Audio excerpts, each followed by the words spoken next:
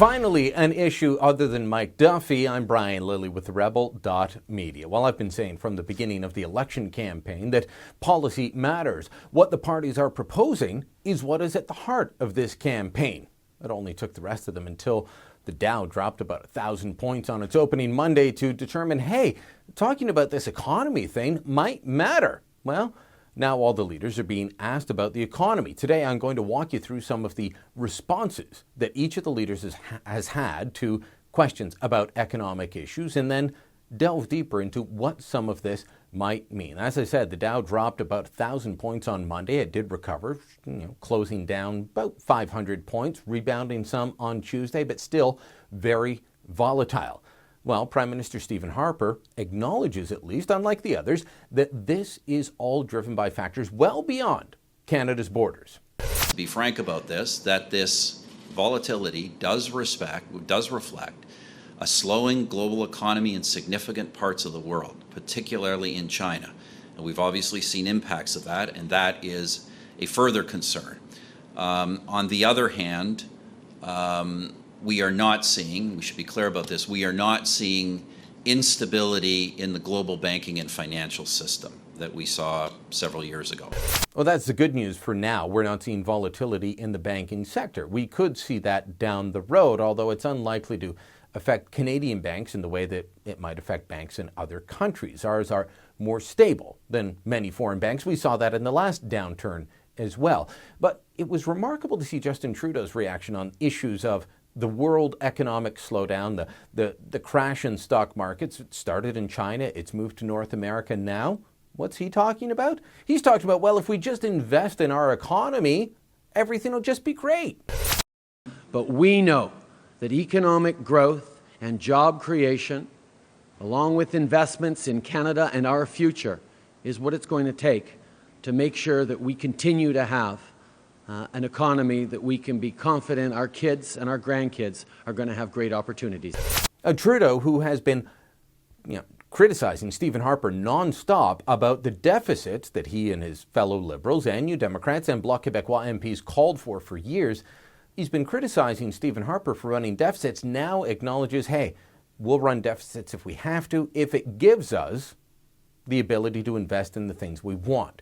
Basically, he's trying to give himself a green light to say, we'll spend whatever we need to, don't worry about balancing the budget. As we know, Justin Trudeau believes the budget will balance itself. Then there's Tom Mulcair, the NDP leader in Hamilton, Ontario, saying he'll balance the budget because he has different priorities than Stephen Harper, and that includes a balanced economy. Our first budget will be a balanced budget. And we know, because we've got a lot of experienced people, that governing is about priorities. Our priorities are not the same as Mr. Harper's. Mr. Harper's plan has resulted in the loss of 400,000 well-paid manufacturing jobs. Our economy is less balanced. It's less diversified. We want to get back to an economy that is balanced. Now, this is a favorite theme of Tom Mulcair. He wants you to believe that Stephen Harper is only interested in oil and gas, and he has neglected the rest of the Canadian economy. The fact is, the federal government can't determine what the exchange rate of the Canadian dollar is. They can't. And the 300,000 jobs lost in Ontario in manufacturing, even the Mowat Centre at the University of Toronto acknowledges that some of that is driven by the policies of the Ontario Liberal government. The same people, the same brain trust now surrounding Justin Trudeau, by the way. So you can't blame all of that on Stephen Harper. But what about Tom Mulcair's promise to change priorities to bring about a balanced economy? How would he do that? Well, first off, he said that he'll do away with income splitting. He's also said he'll bring in $15 a day daycare. He wants a Quebec-style command and control economy where the government is involved in everything. And we know how that's turned out. Quebec is a have-not province. It is a province with lower GDP per capita, lower income per capita than most of the country. It is a province that should be leading the country and hasn't been for decades.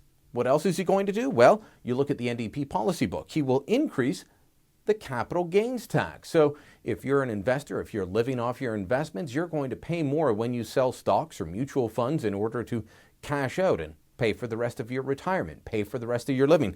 He wants to increase the corporate tax rate because he doesn't think corporations pay enough.